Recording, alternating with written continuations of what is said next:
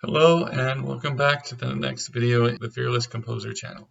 As you know, or if you've watched the first video, this is the recordings and record of my journey from picking back up 20 years ago when I dropped composing really and starting my journey again and trying to learn new technologies and trying to overcome the terror that I feel whenever I think about what could have been and where my skills are. And so as I mentioned in my first video, when I was going through and doing my composition degree, that was limited by the technology at the time. I'm going to share some of my pieces with you here in just a little bit, or at least some snippets of them from that time, and you'll be able to hear for yourself the kind of technology of which it was limiting. And you'll hear that the MIDI sounds were not really present that much 20 years ago. And so that's all that I was able to hear of my music until I got real people to play. And so when I wrote for small ensembles, that was okay. I could eventually convince some students and fellow students to play my pieces so I can hear them in real life. But when you go thinking on the bigger ensembles and the bigger extremes, and when I wanted to get to a full orchestra, that was very difficult, if not impossible, to be able to do, because you'd have to be able to convince or pay an orchestra to be able to perform your pieces, and that's not something you could do on an income if, since students really don't have income, especially not bachelor students.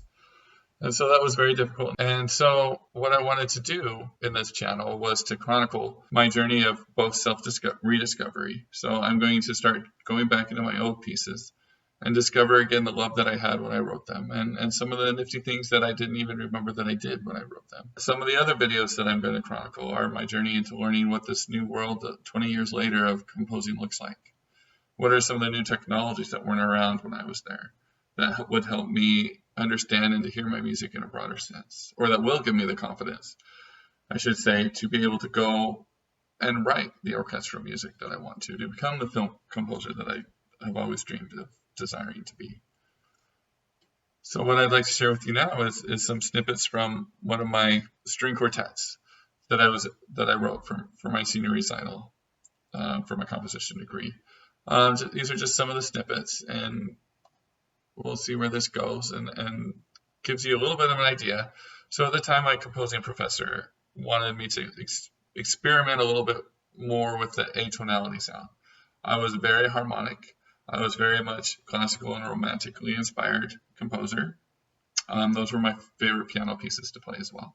I really like Rachmaninoff, and I really, really loved Gershwin. So those were the harmonies that I typically kind of stuck to. So he encouraged me to go outside of my comfort zone and write a little bit more atonally. And that's where this string quartet kind of took me. So I'm going to share a little bit of that with you now, and just see what you think.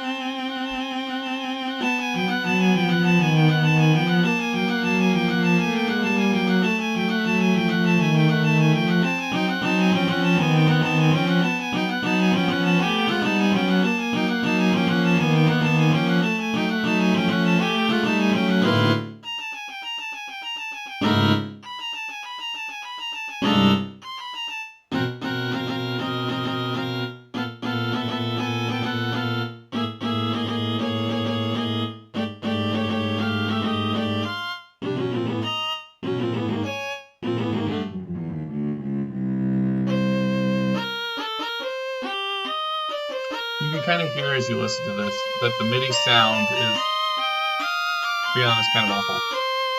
But that's kind of what the default sound was 20 years ago. This is a sound which I wrote when I was able to even use a computer, because sometimes it was by hand on normal scrap paper and manuscript paper. But what I wanted to show you, that's what I was working with, and it was difficult for me, especially as a young composer, to get the ideas in my head out on paper. It's not at all like today's world where you can just go into a DAW, digital audio workstation, and use your MIDI controller or your keyboard and just play in notes and have them automatically sound good. And that's some of the technology that I'm going to explore in later videos. The point was that this is where I was at 20 years ago, and this was some of the work that I did. And those were the tools that I used. It was very difficult for me to see my skills would go any further, or that the ability as a composer that I had would go any further, and to be able to provide a living for a future family, which I so desperately wanted at that time, which I gratefully have now. Now, I guess the question is, what caused me to pick it back up now 20 years later? And a lot of that was, besides that was a dream that had always been in my heart, was an email that I received from Finale. As you know, this is Finale, and I've used Finale for 20 plus years. In fact, I've done all my composing with Finale. in which that emo was that they were discontinuing. They were deciding that Finale wasn't part of their future as far as upkeeping a notation software. They were closing their doors, so to speak. What is all going to do with all my music? I knew it was sitting here on the computer. I've meticulously transferred the files from one computer to the next to make sure I didn't actually lose any of my compositions. Not that I opened them very much, but what do I do now? If I'm going to lose Finale, how am I going to have access to them? I'm going to have to transfer them to another computer. So this kind of prompted me into looking into what kind of new technologies were going to be out there to save my music that I had already written. And then it got me to thinking about, what am I doing now? Can I go forward from here? Do the tools exist that make it easier for me to learn composing again?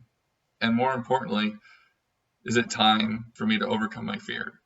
Time for me to really explore what I could do and what I can do as a composer. And that's why I've created this channel, The Fearless Composer.